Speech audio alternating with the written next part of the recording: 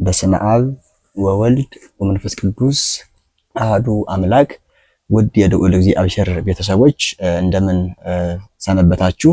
የሁለተኛ ዓመት የሶስተኛ ሳምንት ማኅሌተ ጽጌንም እንግዲህ እንደተለመደው የሁለተኛ ዓመት የመጀመሪያውንም የሁለተኛው ማኅሌተ ጽጌንም ይዘንላችሁ መጠን ነበር። አሁን ደግሞ የሶስተኛውን ሳምንት ማኅሌተ ጽጌን ከየኔታ ጋር ወረቡን ትርጓሜውን እያነሱልን ቆይታን የምናደርግ ይሆናል። አብራችሁን እንድትቆዩ ግብዣችን ነው ማለት ነው። እንግዲህ የመጀመሪያው ከማኅሌተ ጽጌ የሚሆነው የመጀመሪያው ዘር ቁም ዜማውን እንላችሁና ወደ የኔታ እናልፋለን። ቀስተ ደመና ማርያም ትምህርተ ኪዳኑ ለኖህ ዘእግዚአብሔር ሲመኪ ለተስካረ ምህረት ወፍትሕ እየንተ ቀሰፋ ለምድር ወአማሰና በአይህ በእንቲአኪ አሰርገዋም በጽጌ ኩሉ አቅማህ ከመ በከዋክብት አሰርገዎ ለሰማይ ስፉ። እንግዲህ የኔታ ወረቡን ያነሱልንና ወደ ትርጓሜው እንገባለን ማለት ነው። በስመ አብ ወወልድ ወመንፈስ ቅዱስ አሐዱ አምላክ። እንደምን ሰነበታችሁ? የኔ አምላካችን ኢየሱስ ክርስቶስ ስሙ የተመሰገነ ይሁን። ቀስተ ደመና ማርያም ትምህርተ ኪዳኑ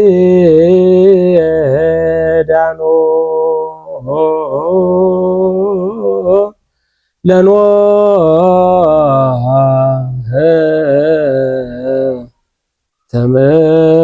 ትምህርተ ኪዳኑ ለኖህ ቀስተ ደመና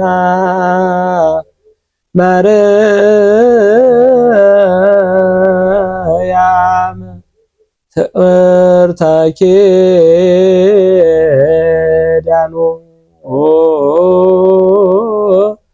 ለኖህ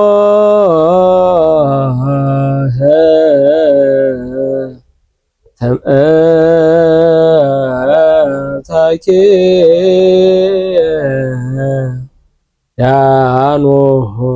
ለኖህ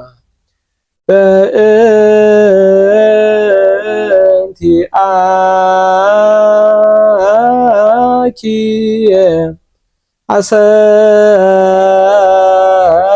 አሰርገዋ አሰርገዋ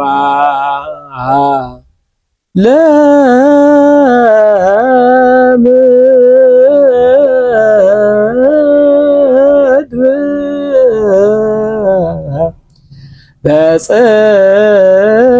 በጽጌ አቅማ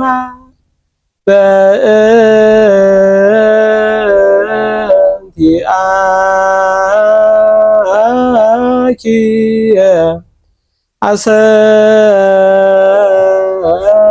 አሰርገዋ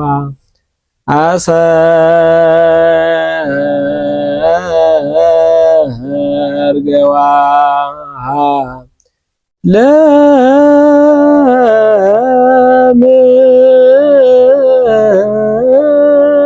ለምድር በጽጌ አቅማ። እሺ ቀስተ ደመና ማርያም ትእምርተ ኪዳኑ ለኖህ ዘእግዚአብሔር ሲመኪ ለተስካረ ምህረት ወፍትሕ ለምሕረትና ለፍርድ መታሰቢያ አድርጎ ያኖረሽ የኖህ የቃል ኪዳን ምልክት ቀስተ ደመና ማርያም እየንተ ቀሰፋ ለምድር ወአማሰና በአይህ በማያይህ ምድርን ስለመታት ስላጠፋት ፈንታ በእንቲአኪ አሰርገዋ በጽጌ ኩሉ አቅማህ ከመ በከዋክብት አሰርገዎ ለሰማይ ስፉ። ሰፊ የሆነ ስፉ የሆነ ሰማይን ስፍር ቁጥር በሌላቸው ከዋክብት እንዳስጌጣቸው ሁሉ በአንቺ ምክንያት ምድርን በአበባዎች በጽጌያት አስጌጣቸው ነው። እንግዲህ ነጠላ ትርጉሙ ይሄ ስለ ቀስተ ደመና ስለ ኖህ ቃል ኪዳን ስንመለከት አምላካችን እግዚአብሔር ለሰው ልጆች በተለያየ ጊዜ ኪዳናትን ገብቷል ወይም ኪዳናትን ሰጥቷል። ከአዳም ጀምሮ ማለት ነው። ኪዳነ አዳም እንለው፣ ኪዳነ ኖህ፣ ኪዳነ ሙሴ፣ ኪዳነ አብርሃም እያለ ኪዳነ ሌዋውያን፣ ኪዳነ አሮን እያለ የዚህ ሁሉ የኪዳን ማሰሪያዋ እመቤታችን ናትና ስለዚህ ነው የምናነሳ። ይሄ እንደምን ነው ቢሉ እንግዲህ እንደሚታወቀው አምላካችን እግዚአብሔር አዳምን ከአራቱ ባህሪያትና ከአምስተኛ ባህሪየ ነፍስ አክብሮ ከፈጠረው በኋላ በገነት እንዲኖር አስቀምጦት ነበረ። ነገር ግን አድርግ ያለውን ተቶ አታድርግ ያለውን በማድረጉ ወደ ምድረ ፋይድ ወርዶ ሲኖር እንግዲህ በልጆቹ ሁለት አቤልና ቃየልን ወለደ። ዘመድ ከዘመድ አይጋባ የሚል ሕግ እንደሚሰራው አዳምም አቤልን እና ቃየልን ማለት ነው የአቤልን መንትያ ለቃየል የቃየልን መንትያ ለአቤል ለማጋባት አዳም አዘዘ ማለት ነው። ይህኑ አቤል ሲቀበል ቃየል እምቢ በማለቱ ምክንያት እንደሚታወቀው መስዋዕት ወደ እግዚአብሔር እንዲያቀርቡ አዳም ነገራቸው። መስዋዕት ሲያቀርቡ አቤል መልካም የሆነውን መስዋዕት አቀረበ። አቤልም መስዋዕቱን እግዚአብሔርም የአቤልን መስዋዕት ተቀበለለት። ቃየል ደግሞ ጠማማ የሆነ መስዋዕት አቀረበ። የልቡን ጥመት ተመልክቶ አምላካችን እግዚአብሔር መስዋዕቱን ሳይቀበልለት ቀረ። ከዚህ በኋላ ቃየል አቤልን ገሎ ሁለቱንም ሉድና አቅሌማን አገባ። ከዚህ በኋላ እነዚህ ሲኖሩ ደቂቀ ሴት ማለት ነው ከአቤል በኋላ የተወለደው የሱ ልጆች ከሴት ርቀን ንጽ ጠብቀን በደብር ቅዱስ እንኑር ብለው ስለተሳሉ በዚህ መሰረት በደብር ቅዱስ ከሴት ርቀው ንጽ ጠብቀው ሲኖሩ የመላእክት ትሩፋት የሰይጣናት የዲያብሎስ ኃጢአት ይገለጽላቸው ነበረ።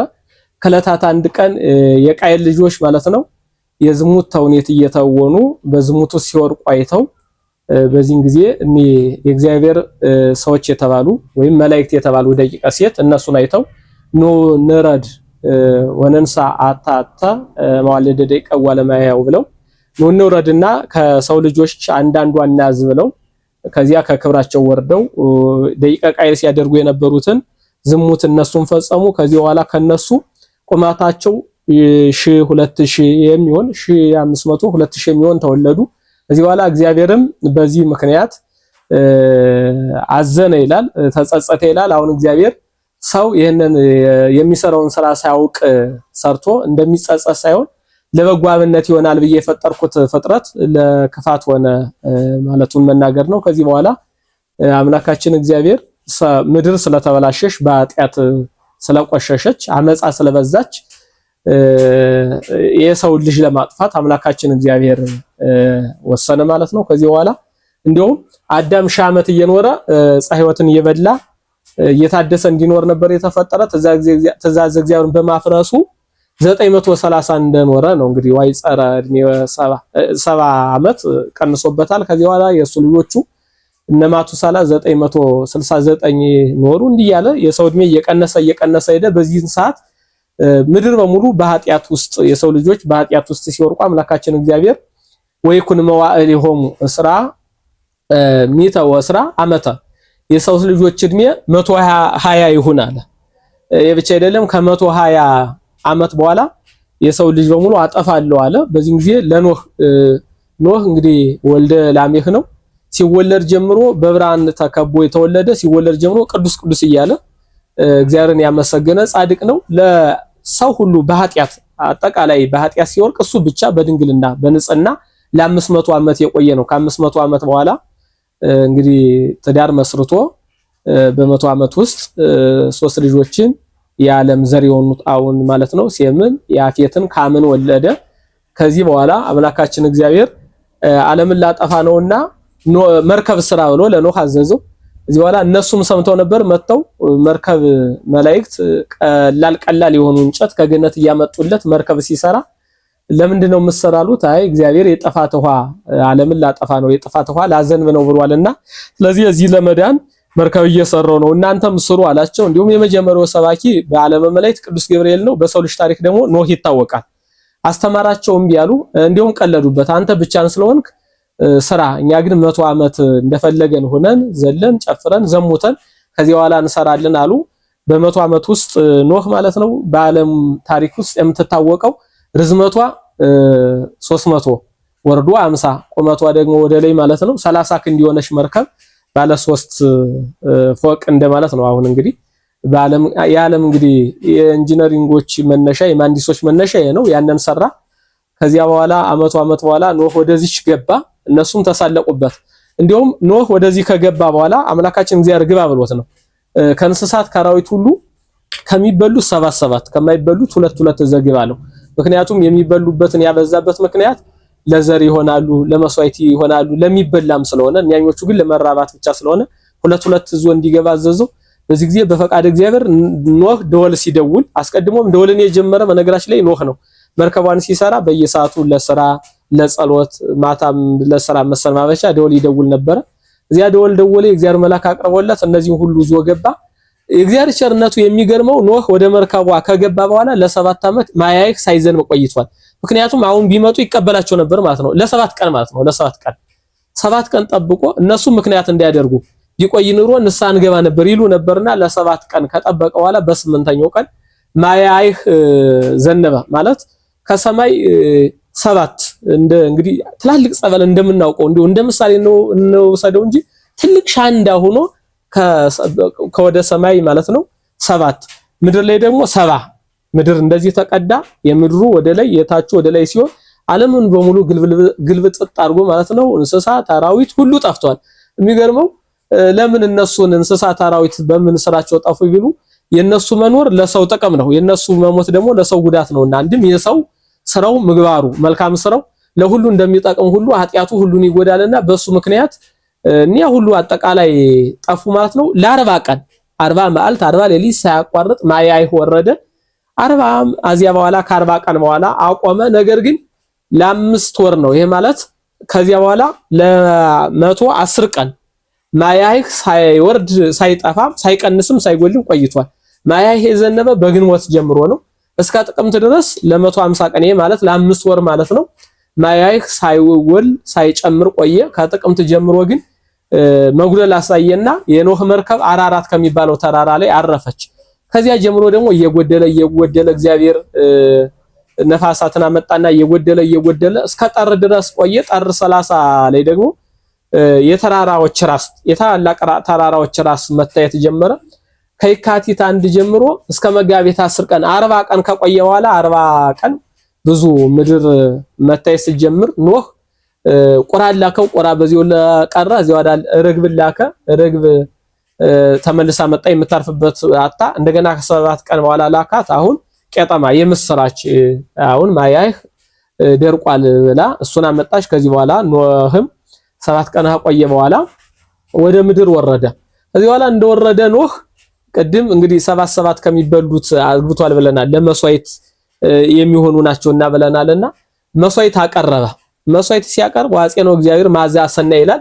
እግዚአብሔር የኖህን መስዋዕት ተቀበለለት ይላል። ከዚያ እግዚአብሔር ምን አለው? ከተቀበለለት በኋላ ብዙ ተባዝሁ ወምልዋ ለምድር ብዙ ተባዙ ምድር ምሉት ብሎ ኖህን ሲያዘው አይ እኔ ይሄ ምን ያደርግልኛል? የኔ ልጆች ኃጢአት መስራታቸው አይቀር አንተም ማጥፋትህ ላይቀር ምን ያደርጋል ብሎ ኖህ ወደ እግዚአብሔር ጠየቀ። እግዚአብሔርም አይ ከዚህ በኋላ ዓለም እንዳላጠፋት ብሎ ሰይም ቀስቴ በውስተ ደመና ቅድም አሁን የኖህ የቃል ኪዳን ምልክት ብለናል። ወደ እመቤታችን ለመምጣት ነው።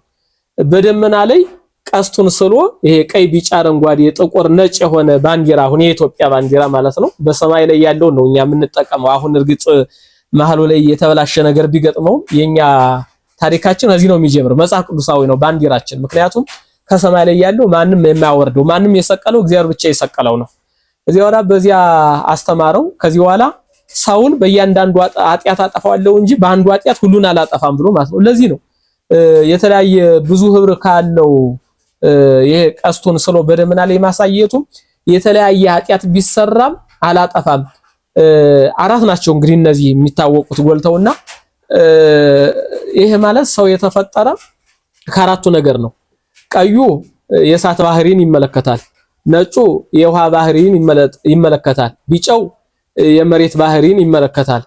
እዚያ ጥቁሩ ደግሞ የነፋስ ባህሪን ይመለከታል። እስመ ነፋስ ጸሊም ባህሪ ያሁ እንደሚል ሁሉ ነፋስ መልኩ ጥቁር ነው እንዳለ። ስለዚህ ከአራቱ ባህሪያት የተፈጠረ ሰው ቢበድልም አራቱን ባህሪያ አምስተኛ ባህሪየ ነፍስን ተዋህጀ አድነዋለሁ ሲል አምላካችን እግዚአብሔር ቃል ኪዳን ሰጠው። በዚያ መሰረት እስካሁን ድረስ እንግዲህ ዳግመኛ በማይህ ዓለም አልጠፋችም። ሰው ቢያጠፋ በየግሉ እንደሚፈረድበት እንጂ እንዳጠቃላይ እነዚያን ጊዜ እንደማያጠፋው በዚያች ቀስተ ደመና ምክንያት አምላካችን እግዚአብሔር ቃል ኪዳን ስለገባለት ማለት ነው። አሁን ወደ እንደውም ያሳየው ቀስተ ደመናውን አሁንም እንደምታዩት እንደዚህ አድርጎ ነው ወደ ላይ ያለውን ጎበብ አድርጎ ነው ያሳየው። ይሄ ማለት እንደባለ ቀስት ይለዋል ትርጓሚያችን በውዳሴ ማርያም አለ በኦሪት ሊቃውንትም እንደተረጎሙልን እንደባለ ቀስት ባለ ቀስት ወደ ጠላቱ ሲሄድ ወተሩን ወደ ራሱ አድርጎ ደጋኑን ወደ ጠላቱ አድርጎ ይላል። ለምን ለማስረድ እንዲመቸኝ ብሎ ወደ ወዳጁ ሲሄድ ግን ወተሩን ወደ ወዳጁ አድርጎ ደጋኑን ወደ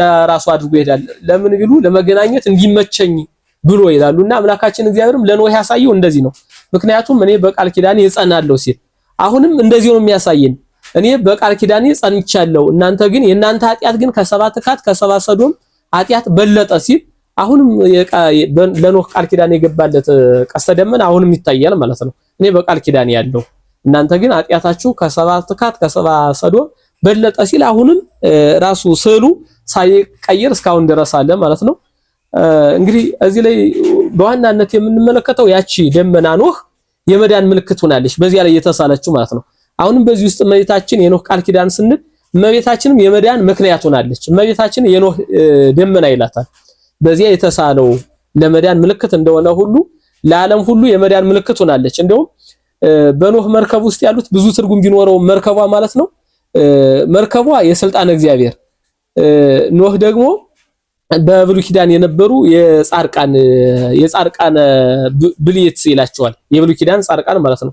በዚያ ውስጥ ያሉትን በመርከቧ ውስጥ ያሉትን ማያይህ እንዳላጠፋቸው ሁሉ ምግባር ሲሰሩ የነበሩ ጻርቃንም ምክንያቱም ያ ምግባራቸው እንዳጎበር ሆኖ ገሃነም ሲኦል አላገኛቸውም። እንደውም እንዲህ ይላል ሰሎሞን ነፍሶሙ ሰው ወሰደ እግዚአብሔር ወይ ለከፎሙ ስቃየ ገሃነም የጻርቃን ነፍሳቸው በደ እግዚአብሔር የተያዘ ነውና የገሃነመ እሳት አላጠፋቸውም ይላል። ከዚያ ውጪ ያሉትን እንዳጠፋቸው ሁሉ ደግሞ ምግባር ያልሰሩት ደግሞ በገሃነም ለ5500 ዘመን ሲቃጠሉ መኖራቸው እንማረበታለን። አሁንም መርከብን ለእመቤታችን ሰጥቶ ይተረጉማል። ከዚህ ከለቱ ብዙ ትርጉም አሉ። በዚህ ውስጥ ለጥምቀት ተሰጥቶ ለትንሳኤ ተሰጥቶ ለቤተክርስቲያን ተሰጥቶ የሚተረጉማል። እሱን አሁን አንነድበትም። ለእመቤታችን ስናይ መርከቧ የእመቤታችን ምሳሌ ያደርግና ኖህን የእግዚአብሔር ምሳሌ ያደርገዋል። በቀኝና በግራ ነበሩ የኖህ ልጆች። የነሱ ደግሞ የሕዝብና የአሕዛብ በእመቤታችን ያመኑ የቃል ኪዳን ልጆች እንደሆኑ አባቶቻችን መተርጉማን ተርጉመውልን እናገኛለንና የቃል ኪዳን ምልክት የኖህ ቀስተ ደመና ያላት ለዚህ ነው ማለት ነው። ያቺ ደመና ሲሳል ቀስት ሆኖ ኖህ ከዚህ በኋላ ለምን እንደማያጠፋ ቃል እንደገባለት ሁሉ አምላካችን እግዚአብሔርም አሁንም 5500 ዘመን ሲፈጸም ያቺ ምሳሌ ነበር ለእመቤታችን ያቺ የኖህ ቀስተ ደመና ማለት ነው። አማናዊት ድንግል ማርያም ደግሞ አጠቃላይ ለነፍሳትም ለስጋችንም ለነፍሳችን መዳኛው ሆናለችና የቃል ኪዳን ምልክት ያላት ባጭሩ ይሄንን ይመስላል ማለት ነው። እሺ ተመልካቾቻችን በመቀጠል ደግሞ እንግዲህ እንዘታ ቅፊዮንና ከበጀራ ወርቅን እናገኛለን። ትርጓሜውን ላላያችሁ በመጀመሪያው ሳምንት ላይ ያው ትርጓሜውንም አንስተውልን ስለነበረ ያኛውን ማየት ይኖርባችኋል ማለት ነው። ወረቡ ግን በየሳምንቱ ይለውጣልና ወረቡን አንስተውልን ወደ እንቀጥለው እንዳለን ማለት ነው። እንዘታ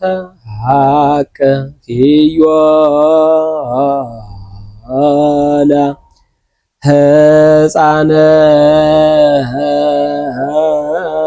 ሕፃነኪ ጽጌ ጸዓዳ ወቀይ እንዘ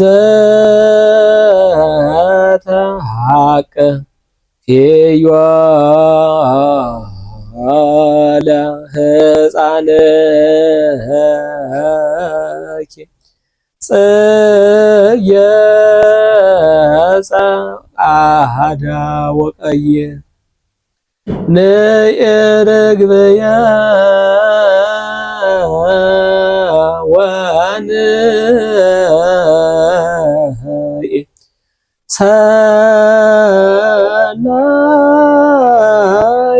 ሰናይትየ ምስለ ገብረ ካየለ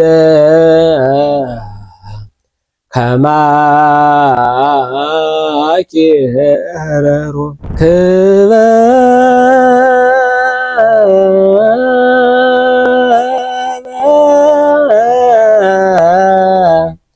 የራ ወርቅ ጸሮ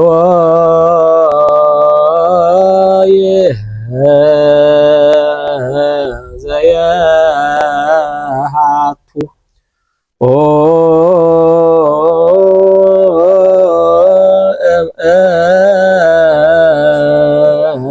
እንቆ ባህር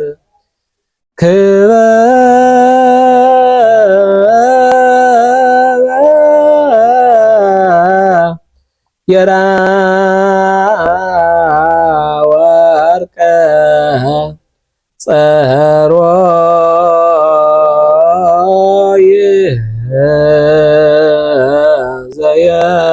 ዘየሃቱ ኦ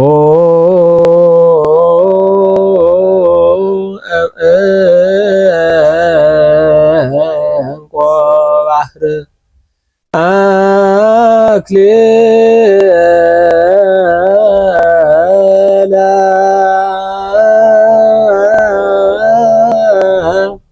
አክሊለ ጽየ ማርያም ቀጸላ መንግሥቶ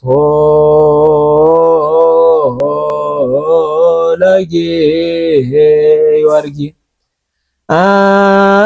አክሊለ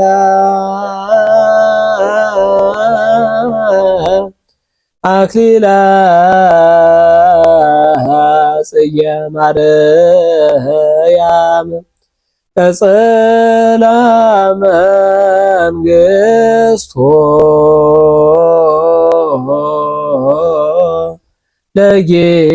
ለጊዮርጊስ።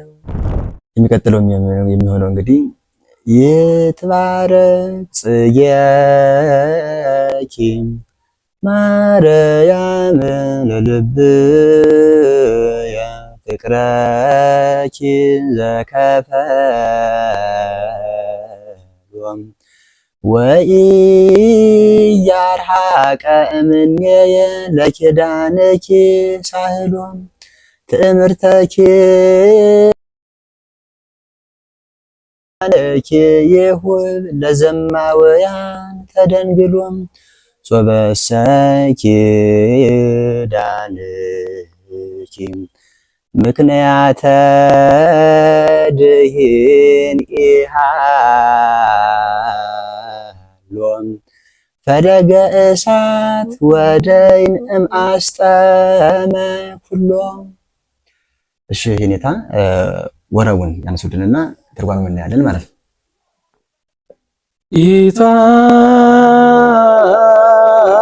ይትባረክ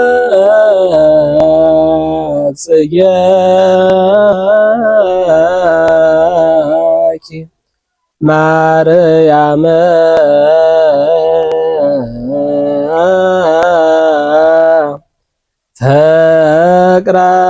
ፍቅረኪ ዘከፈሎ ለልብ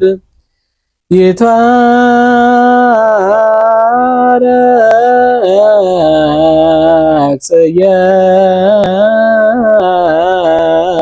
ጽጌኪ ማርያም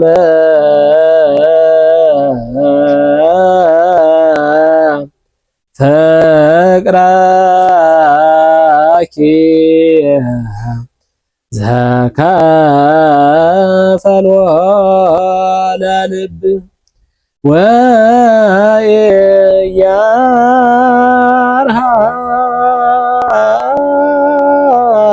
ወኢያርሐቀ እምኔየ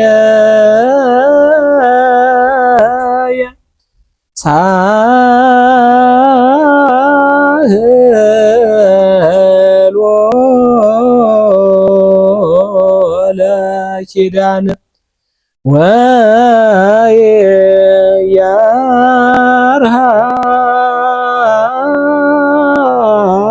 ያላራቀ እምኔየ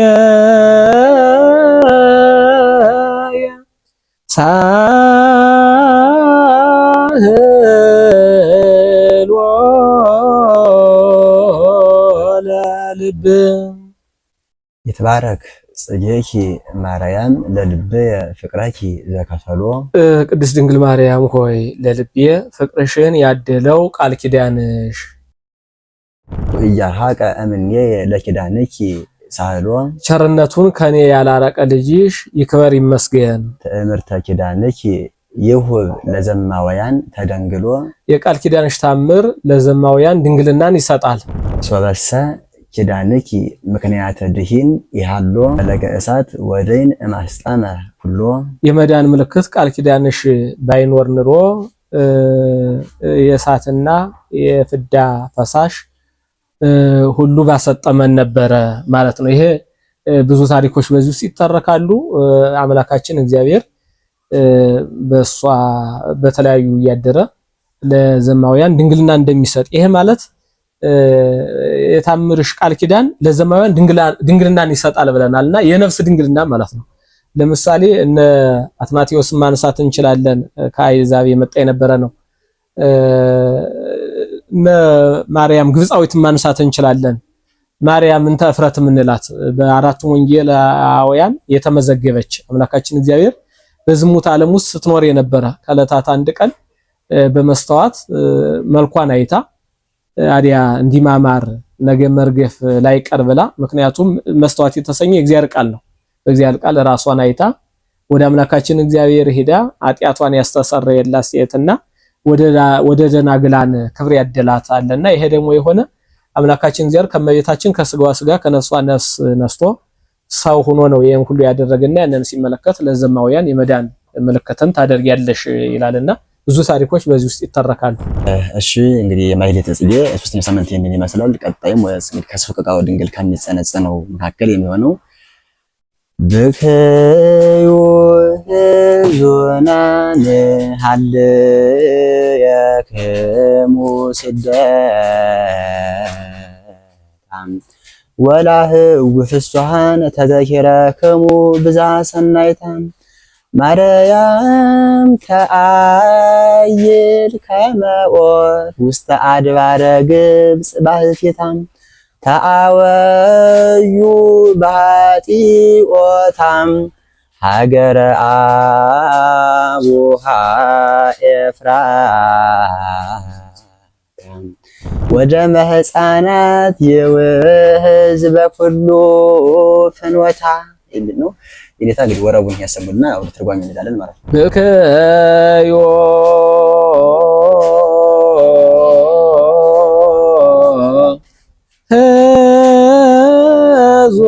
ሕዙናን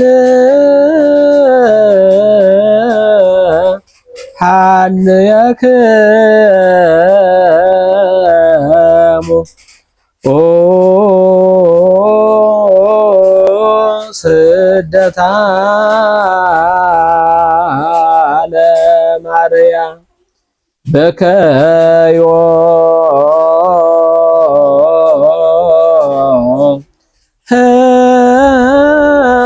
ሕዙናን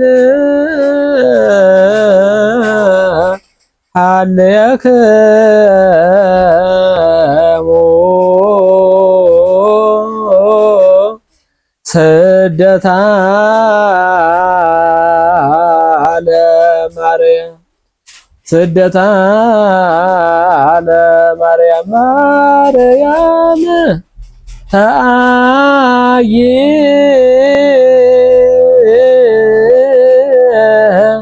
ከመ ዖፍ ባሕቲታ ውስተ አድባረ ግብጽ ማርያም ተአይ ከመ ዖፍ